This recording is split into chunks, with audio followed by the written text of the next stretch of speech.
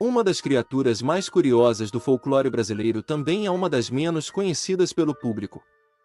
Diferente do saci-pererê, mula sem cabeça, curupira ou boto cor-de-rosa, a comadre Fuluzinha é mais popular no Nordeste do Brasil e atua como uma guardiã das florestas. Fuluzinha habita na zona da mata de Pernambuco, mas, por vezes, pode ser vista em regiões próximas. Destemida protetora dos animais e da natureza, a entidade se assemelha com a caipora, porém, demonstra sua fúria quando confundida com a outra assombração das matas. A versão mais conhecida da comadre a descreve como sendo uma criança, com longos cabelos pretos e uma tendência a travessuras. Algumas versões a reproduzem como uma mulher. Seus truques incluem trançar as crinas de cavalos, abrir porteiras de fazendas e desorientar caçadores com seu assobio potente. O assobio, inclusive, é um de seus maiores poderes. Enfático, ele é uma das características mais complexas da Fuluzinha. Quem estiver perdido na mata e, por acaso, ouvir o som da protetora deve ficar atento.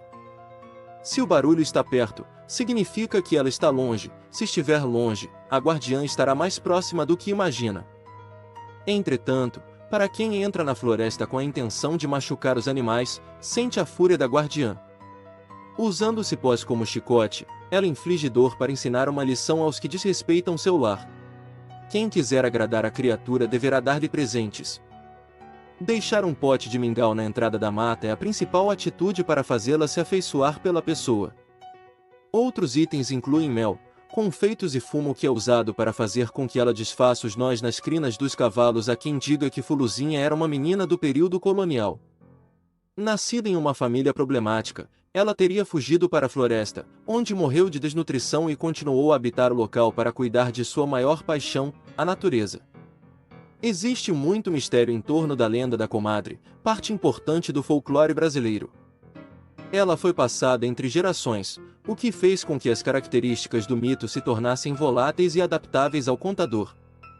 Uma das manifestações culturais mais fortes da lenda da comadre Fuluzinha foi passada de pais para filhos. A criatura é usada como forma de disciplinar crianças malcriadas. A história conta que a entidade não gosta de pequenos que desrespeitam os mais velhos. Em uma ocasião, ela teria colocado uma menina no telhado da própria casa após ela xingar a mãe.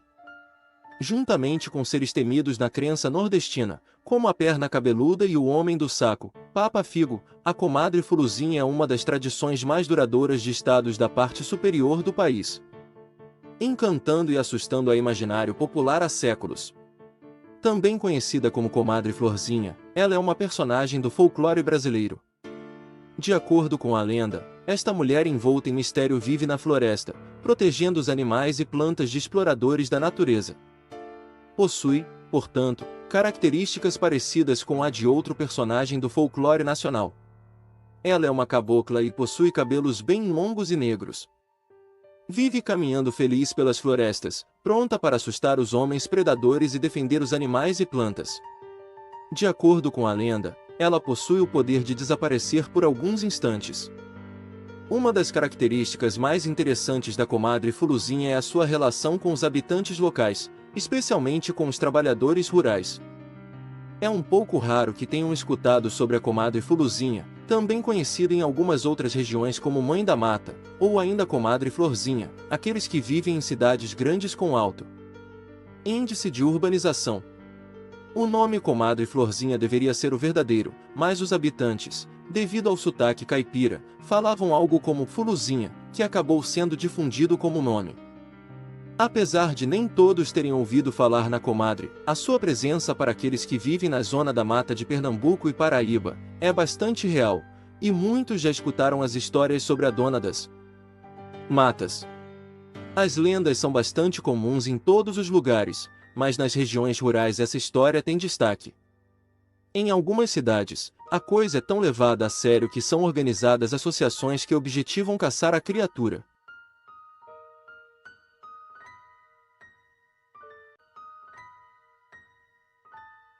Labatude é uma entidade mística do folclore do sertão nordestino do Brasil, conhecido na região da Chapada do Apudi, na divisa entre o Ceará e o Rio Grande do Norte. O monstro Labatude tem forma humana, de origem europeia com elementos indígenas. Seus pés são redondos, Suas mãos são compridas, os cabelos são longos e arrepiados e seu corpo é cabeludo, tendo só um olho na testa e seus dentes são como os do elefante, sendo considerado pelos nativos pior que o lobisomem, a caipora e até que um cão coxo. Labatut já foi um humano que descobriu como libertar seu animal interior, tornando-se assim um metamorfo. No entanto, de usar e abusar de sua forma bestial, ele perdeu a capacidade de se tornar humano novamente. Depois de anos em sua forma de besta, Labatut se tornou um monstro irracional e descontrolado. A princípio, Labatut adquiriu seu caráter de malvado como herança da imagem que ficou na lembrança do povo sobre a atuação do general Pedro Labatut, que esteve no Ceará, de junho de 1832 a abril de 1833, reprimindo a insurreição de Joaquim Pinto Madeira. Dizia-se que esse general era extremamente violento e muito cruel. Fuzilou muitos negros, surrou muitas negras, e em virtude de incontrolável crueldade acabou revoltando até o exército. A sua forma monstruosa foi acrescentada pelo imaginário indígena que era fértil na composição de monstros. O Labatut passa pelas casas e para na porta para ouvir se alguém está lá dentro, um assobio ou sussurro é o que mais o irrita. A lenda conta que ele vive no fim do mundo, e que ele percorre as cidades durante a noite, a fim de saciar sua fome, que é enorme. Ele perambula atento a qualquer som ao seu redor, e se alguém sussurrar, já é o suficiente para o Labatut encontrar e devorar o mesmo. Ele possui ainda a particularidade de devorar crianças, devido ao fato delas terem a carne mais mole que a dos adultos. O monstro sai em noites de lua cheia e ventanias, pairando às portas das casas. Apesar do seu tamanho e brutalidade, é um ser silencioso, que consegue se esconder e atacar com precisão graças à sua excelente audição, capaz de notar qualquer sussurro. Os únicos capazes de notar a aterrorizante presença do Labatut são os cães. A crueldade e brutalidade humana está personificada na lenda sob a forma de Labatut. Os animais não são cruéis, pois vivem instintivamente e só matam ou devoram quando são ameaçados ou estão com fome. A imagem animalesca de Labatut reflete a ideia que o homem faz de si próprio, isto é, ele projeta nos animais seus ódios, seus desejos, seus temores. O animal é a realidade, enquanto que o homem, para fugir dela, criou um mundo imaginário. Os monstros criados pela imaginação fértil do homem simbolizam as dificuldades a vencer ou os obstáculos a ultrapassar. O monstro é a imagem do eu inconsciente, que é necessário vencer para desenvolver o eu individualizado. Encontramos exatamente essa mesma noção no monstro do pesadelo, o qual personifica o medo ou o perigo. O sonhador deve enfrentar esse monstro noturno, porque, do contrário, ressurgirá cedo ou tarde em outro sonho. Dominar o medo já é vencer um monstro. Os Labatuts são criaturas animalescas que, apesar de serem humanoides, se comportam mais como um animais do que como um ser pensante. Além de possuir um grande apetite por carne, inclusive a de outros humanoides. De aparência semelhante a um ogro, o que denuncia um certo parentesco, sua singularidade é possuir um único olho e ter presas semelhantes à de um elefante. Além de apresentar pelos espinhos, que podem ferir algum desafortunado, que encobrem seu corpo. O Labatut não é muito inteligente para realizar ataques organizados a povoados ou realizar emboscadas elaboradas, preferindo ataques sorrateiros a vilas à noite, onde rouba gados, ovelhas e outros animais domésticos e o mais nefasto, rapta crianças, que serviram mais tarde para serem devoradas por ele. Ou esperar em sua toca, que fica geralmente em lugares ermos, como uma gruta ou na floresta fechada, por algum viajante perdido ou aventureiro que será morto pela sua enorme força e virá refeição. Mais tarde. Se a criatura de fato existe, nós não sabemos, mas o cruel general Labatut foi real, e faleceu em 24 de setembro de 1849.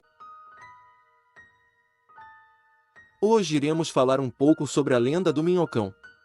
Uma das principais lendas pantaneiras é a do Minhocão.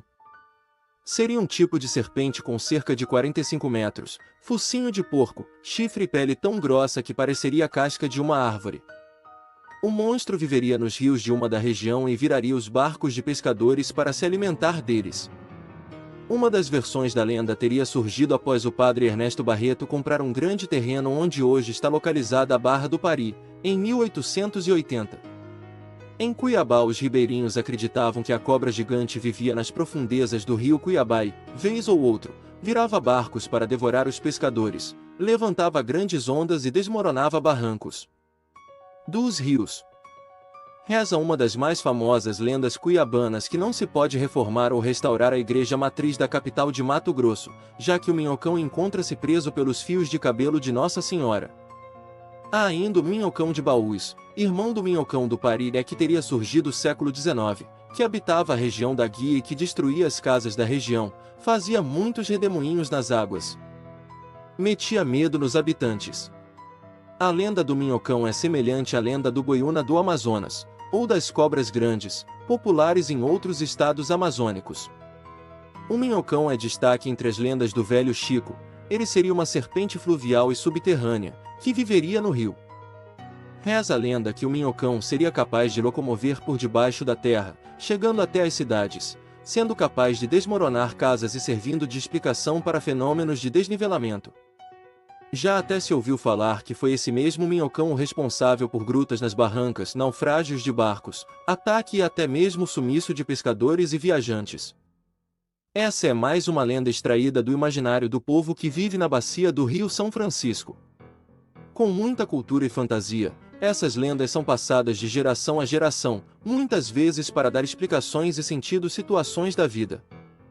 Quando fica zangado e faminto, serpenteia no rio de tal forma que derruba as embarcações, devorando pescadores e afundando canoas. Alguns dizem que produz imenso ruído ao se aproximar e os mais crédulos preferem referir-se a ele como o bicho. Pode acontecer que a pessoa, ao presenciar um ataque do minhocão, não supere o fato e enlouqueça. Outra versão diz que na Lagoa do Armazém, em Tramandaí, aparecia nas águas o minhocão, uma espécie de serpente monstruosa, muito grande, olhos de fogo verde, língua também de fogo, com pelos na cabeça. Virava embarcações com rabanadas e comia nas margens porcos e galinhas. Hoje o povo acredita que o minhocão deixou a lagoa e voltou para o mar. Contam os antigos que a lenda do minhocão nasceu da disputa de filhotes de dourados e matrinchãs por peixes piau.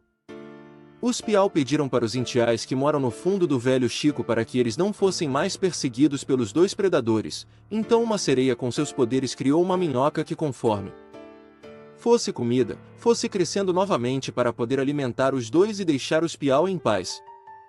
Com a pesca predatória sobraram poucos dourados e matrinchãs, o minhocão teve poucos predadores e cresceu até ficar gigantesco, passando a incomodar os pescadores e turistas que navegam no São Francisco.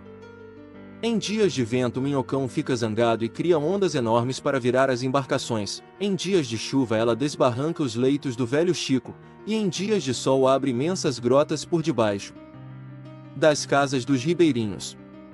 Existem versões em que os pescadores relatam histórias de criaturas que guardam zelosamente os habitantes das águas doces. Os mais antigos contam que no rio Cuiabá havia uma criatura que parecia uma cobra que vigiava as águas. Era tão grande e forte que vários ribeirinhos, durante a noite, atravessaram o rio andando sobre suas costas, achando que era um tronco de árvore. O bicho ficava furioso quando encontrava pescadores que capturavam peixes na época da reprodução e, por isso, virava as canoas daqueles que não respeitavam o momento da piracema. A força do minhocão do Pari era tão grande que os barrancos dos rios não continham o movimento das ondas. Daí que foram ficando cada vez mais larga. Hoje a criatura já não aparece mais para proteger os peixes e dizem que ela foi-se embora na grande enchente de 1974. A lenda do minhocão é uma lenda genuinamente brasileira e, como podemos ver, dependendo da região ela tem algumas diferenças.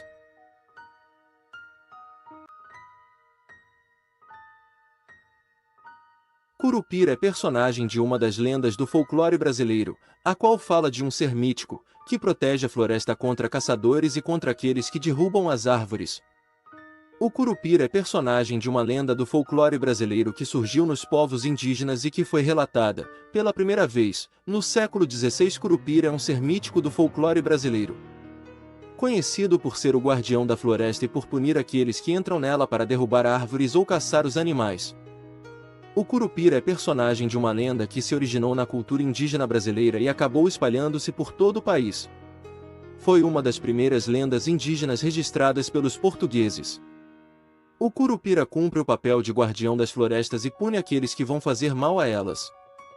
No entanto, ele só pune aqueles que vão para a floresta destruí-la por prazer. Assim, os que caçam ou derrubam árvores para garantir sua própria sobrevivência não são punidos por ele.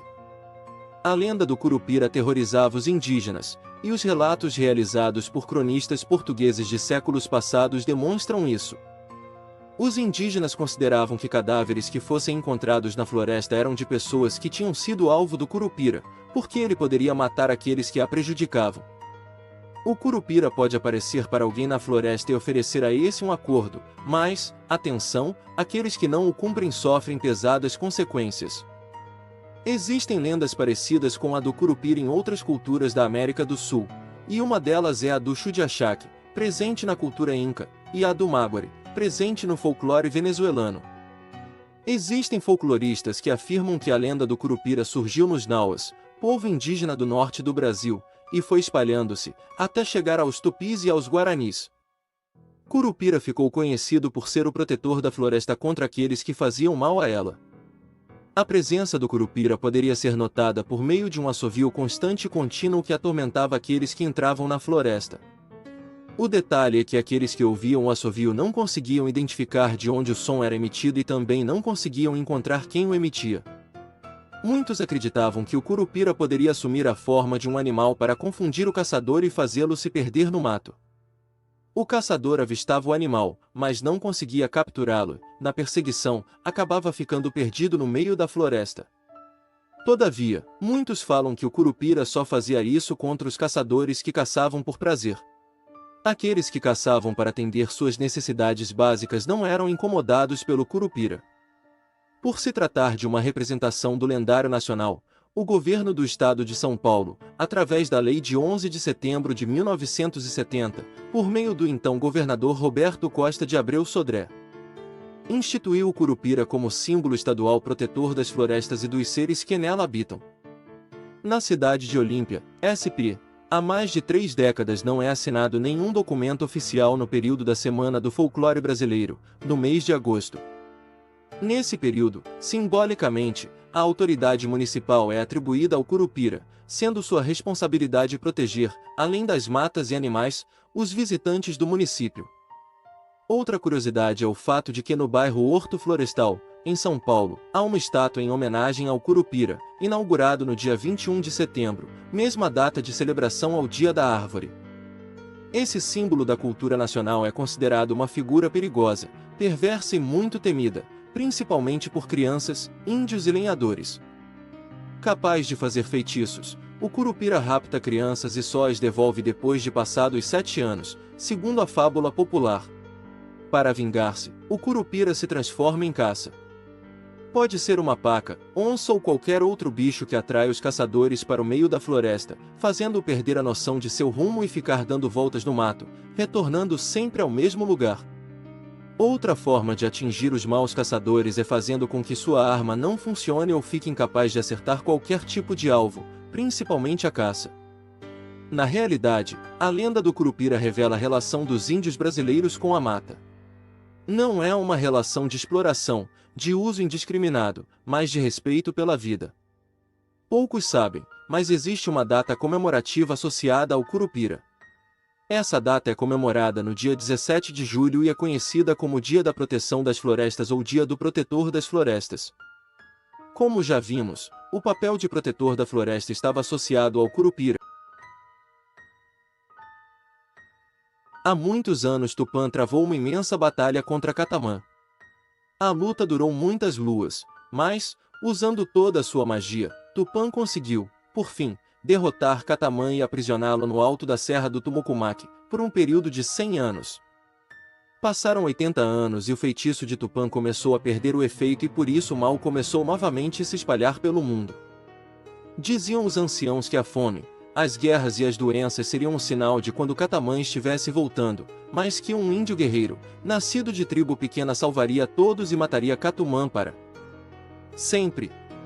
Aos pés da Serra do Tumucumaque, que fica no norte do Brasil, vivia uma tribo chamada Badulaques. Esta tribo era pequena e fraca, não tinha grandes guerreiros e viviam em paz com seus vizinhos.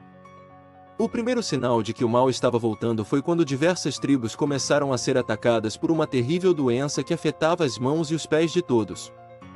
Sem poder caminhar ou caçar, muitos índios morreram de fome. 5 luas depois a doença foi passando, porém, todos sabiam que Catumã estava ganhando forças. Meses depois começaram as guerras entre as tribos, os sobreviventes da doença brigavam por qualquer motivo. Tarirã, esposa do cacique da tribo Badulaque, estava grávida há muitas luas. Em sonho, Tupã lhe disse que seu filho seria um bravo guerreiro. Só ele seria capaz de derrotar Catamã para estabelecer a paz novamente. Seu nome deveria ser Bacabá. 2 luas depois o menino nasceu e, sabendo da profecia de Tupã, ele foi treinado desde criança nas práticas do combate, aprendeu a manejar o arco e a flecha e todos os segredos dos pajés. Ele crescia forte e destemido, já sabendo seu destino. Quando estava com 20 anos, as maldições de Catamã tomaram todo o mundo. Numa madrugada, Catamã entrou na tenda de Tarirã e a matou por ter trazido Bacabá ao mundo.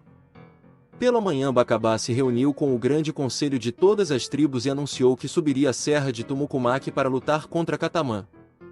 Todos os pajés se reuniram para pedir ajuda a Tupã na empreitada de Bacabá. Antes de subir, um dos pajés entregou ao rapaz um saquinho de couro com a mistura de muitas ervas, que deveria ser jogado nos olhos de Catamã para cegá-lo. Depois de despedir-se de seus irmãos da tribo, Bacabá armou-se de uma lança, do arco, de flechas e subiu a serra. Quando alcançou o topo, Catamã se transfigurou em uma fera gigantesca que investiu contra o jovem. A batalha havia começado. Aos pés da serra todos rezavam e Tupã deu a Bacabá poderes sobrenaturais para derrotar Catumã. Depois de algumas horas de luta, fez-se silêncio. Os índios esperavam que Bacabá descesse, mas por 3 dias nada aconteceu. Decidiram subir a serra para ver o que havia acontecido e lá encontram a grande clareira da batalha. Catamã estava morto, Bacabá venceu o mal, porém isso lhe custou a vida. Ele foi sepultado no alto da serra e, por muitos dias, lhe fizeram várias homenagens. Muitas luas se passaram e os índios resolveram subir a serra novamente para visitar o túmulo de Bacabá. Para a surpresa de todos, em seu túmulo havia nascido uma palmeira solitária de folhas em forma de lança com flores brancas e amarelas e frutos pequenos avermelhados. Bacabá é o único que pode destruir Catamã, um espírito do mal. Numa grande batalha com uma onça, que durou 2 dias e 2 noites, mesmo vencendo, Bacabá morreu. No local onde foi enterrado, nasceu uma grande palmeira com folhas em forma de lança, onde brotavam flores brancas e frutos vermelhos. A Bacaba, também conhecida por Bacaba-açu ou Bacaba verdadeira, é uma palmeira nativa da Amazônia, também encontrada na floresta do Pacífico, no oeste da Colômbia. Os cachos carregados de frutos de coloração vermelho escuro a roxo e polpa branca cremosa, podem chegar a 20 kg. Dele é produzido vinho de Bacaba, óleos são extraídos para cosméticos, os caroços alimentam animais, as folhas cobrem casas. Com tantas utilidades, só poderia ser um presente divino, e é nesse caminho que a lenda disseminada no norte do país, especialmente na bacia amazônica, onde a partir da morte heróica de um forte guerreiro que derrotou o mal, uma planta muito útil às tribos nasceu.